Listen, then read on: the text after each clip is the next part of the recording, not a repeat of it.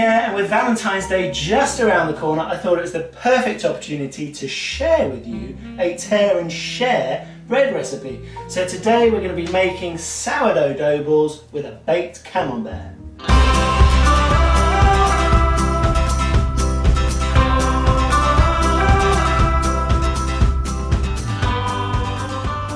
So what could be more romantic for Valentine's Day than dipping warm balls in melted cheese? Well, in my mind, nothing. But the challenge we've got this year is that Valentine's Day falls on a Friday, which means a lot of you are going to be at work. So I needed to come up with a process that was going to allow you to make this, but still get an early night.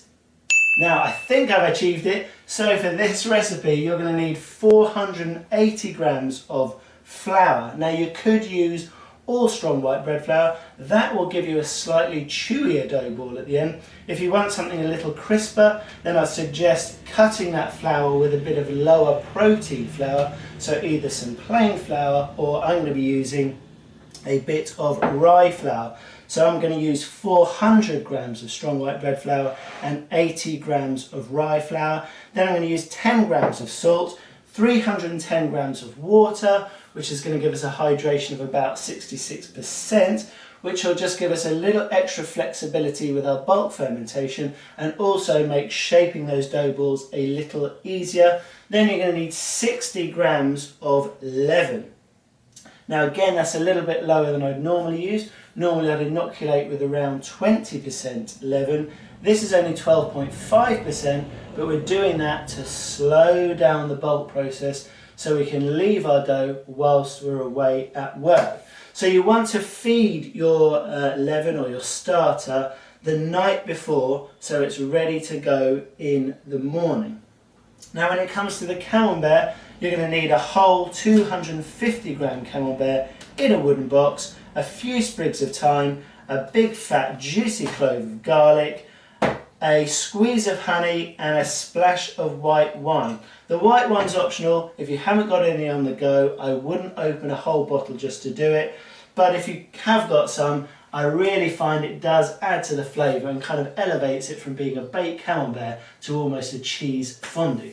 Now if you haven't got a sourdough starter or you don't want to make this using sourdough, you can use instant yeast and it works just as well.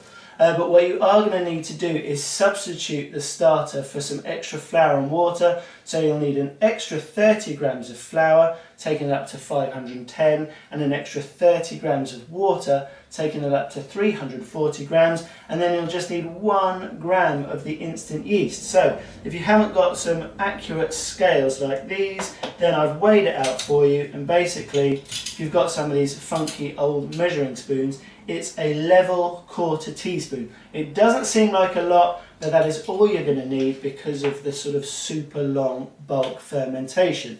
So let's mix our dough. So in the bowl we're going to add, well, everything basically.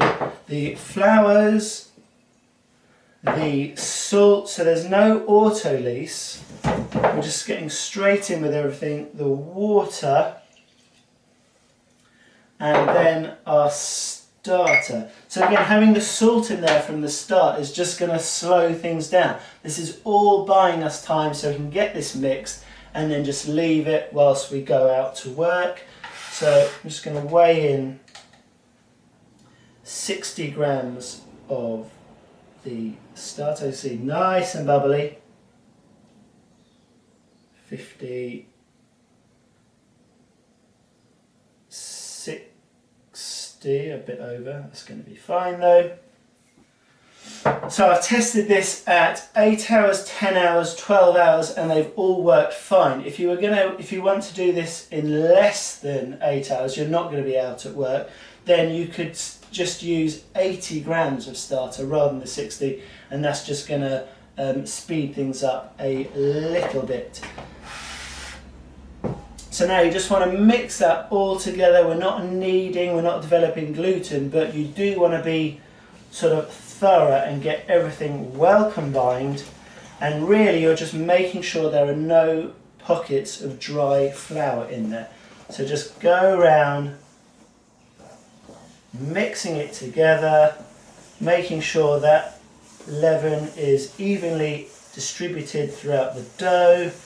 Keep mixing, and it should just come together into a fairly stiff dough. So like that. Once you get to this point, just scrape down the sides of the bowl, and then I'm just going to use my rubber spatula to clean this one off.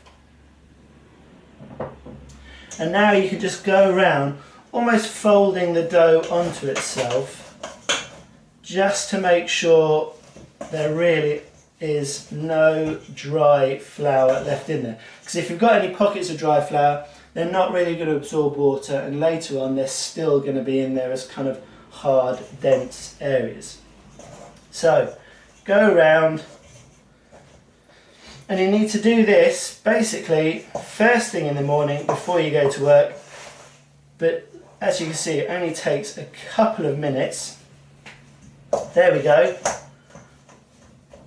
We've got our dough, and now cover that with some cling film because we don't want this to dry out, but just leave it at room temperature for 8, 10, 12 hours. It'll be absolutely fine. Go and enjoy your day at work, and I'll show you what to do when you get back. Okay, so we've reached the end of the bulk proof. That has just been left. I've actually left this for 14 hours, so a bit further than I've tried before. So we'll see how this turns out. I must admit my house is a pretty cool 16 degrees at the moment, so things are moving slowly. But if your house is anywhere from 16 to 20, you should be absolutely fine. If it's above that, then maybe just try and look for the sort of coolest area in your house. You don't want this to kind of proof more than doubling in size. If it gets very airy, then it's going to be trickier to shape. And also, once you have shaped it, it may run out of energy to re-puff up, and you could end up with some very dense dough balls. So this, I'm saying it's probably about doubled in size, so I think we're going to be absolutely fine. Now you're going to need some flour or some rice flour for the shaping, your scales to divide it and weigh it up, and then a bowl of water to dip your hand in. So I'm just going to dust the worktop. Now because we haven't done any stretch or folds, you can see it's just looking rough. It's just been left to expand. So what we'll do is, whilst we're getting it out of the bowl, we'll take the opportunity to kind of do a little pseudo set of stretch and folds. So I'm just going to reach in at the side, lift it, fold it, keep my hand wet so it's not sticking to me, and we should just be able to go around. 4 or 5 stretch and folds will be enough, there we go, to release it from the bowl, and now we can put it onto our floured worktop. And now you want to divide this into pieces of about 30 grams. It doesn't sound a lot, but going beyond that you're going to end up more like buns than dough balls.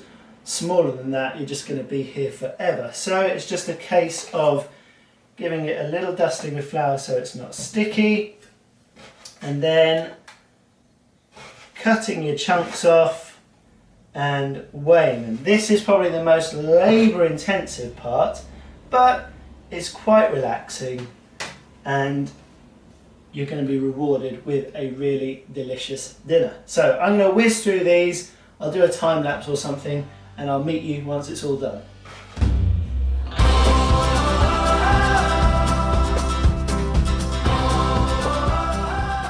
And there we go. So you should end up with about 30, I think. That'll be enough to create a shape, because we're going to shape this into a nice heart. How romantic.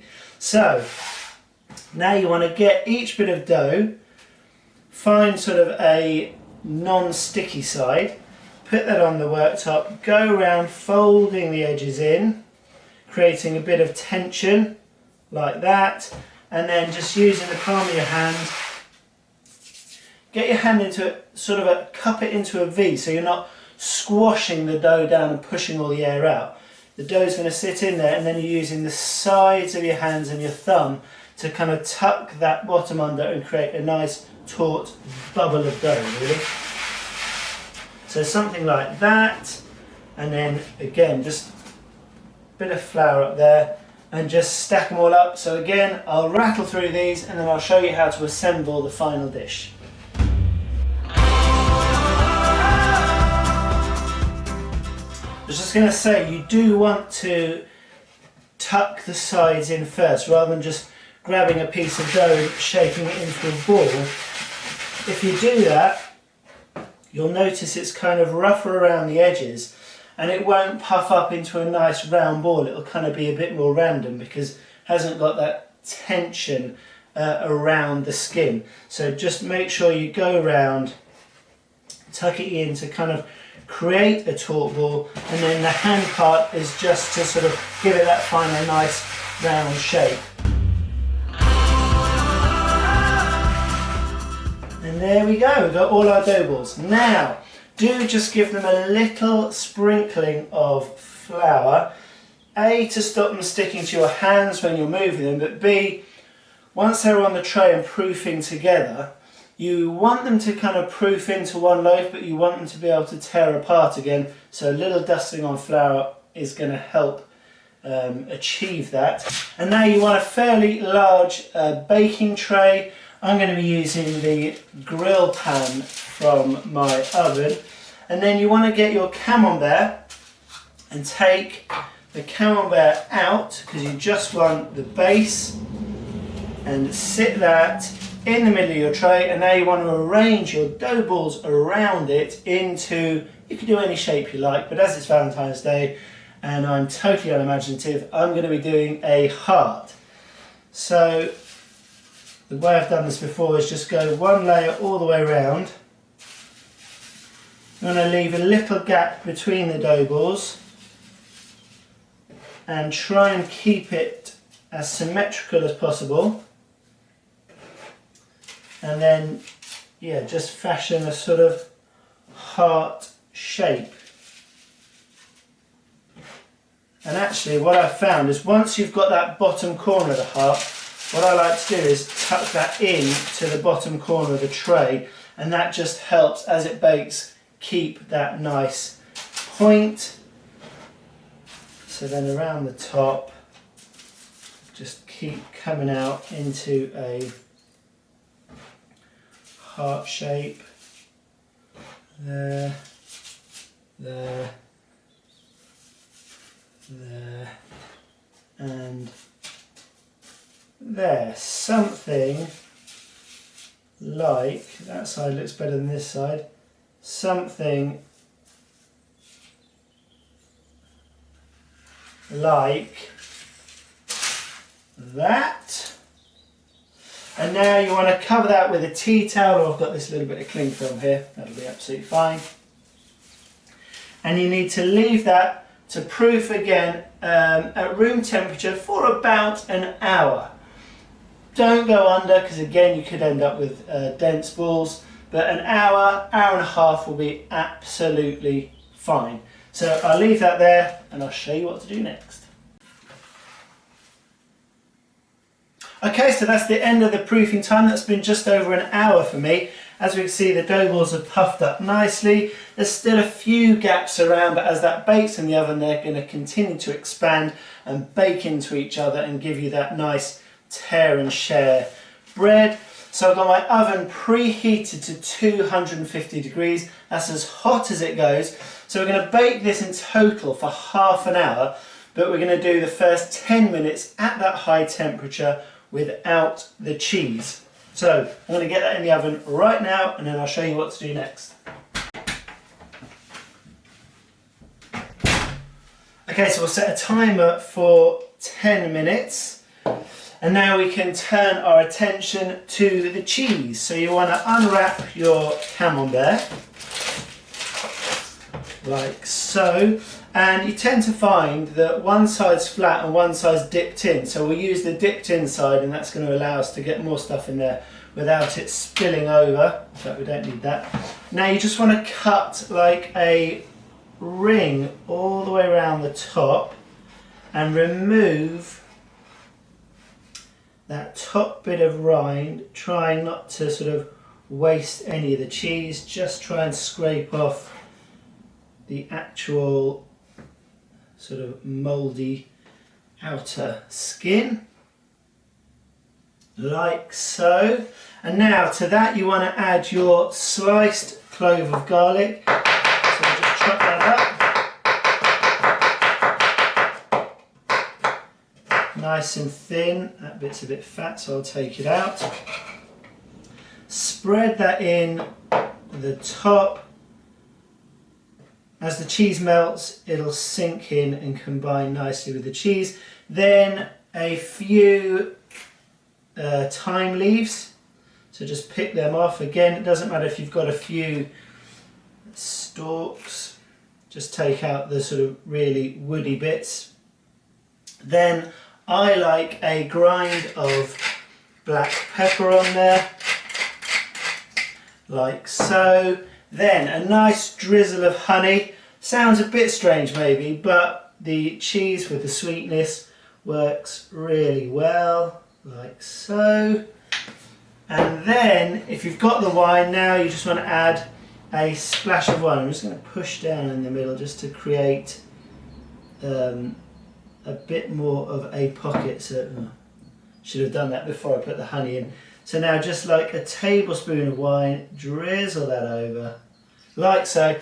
And now, when our timer goes off, we'll be able to take the bread out the oven, pop that into the wooden pot which is within the bread, and then we're going to turn the oven down to 180 degrees and finish cooking it for 20 minutes, and that will give us our nice crispy dough balls and the cheese will be fully melted.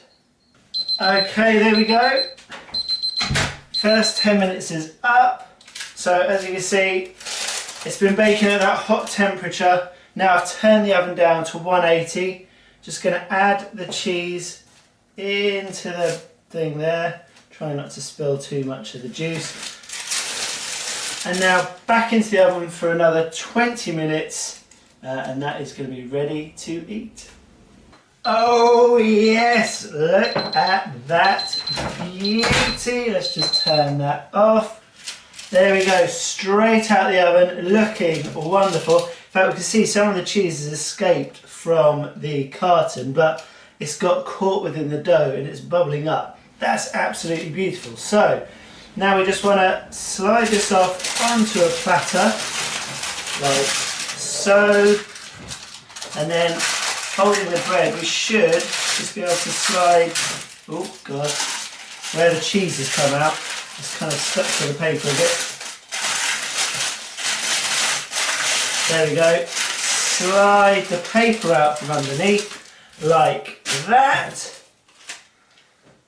And there we go. How romantic is that? Baked camembert, heart-shaped dough balls. Serve that up to someone you love, and you are going to have a very nice Valentine's Day evening. So, it's a bit sad by myself, but we'll taste this up now. Pull those balls off, look at that, puffed up nicely, crispy on the outside, nice and fluffy on the inside. Give it a dip. Look at that. Oh my lord. It's going to be super hot, bear with me.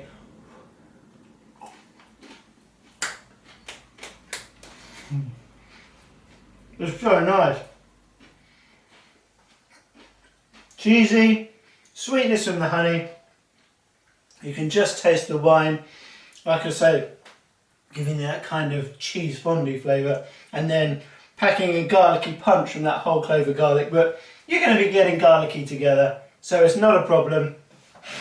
Like I say, dish that up to someone you love with a bottle of wine and have a fantastic Valentine's Day. That's it. If you've enjoyed the video, give it a thumbs up, leave your comments below, keep subscribing to the channel, and until next time, happy baking.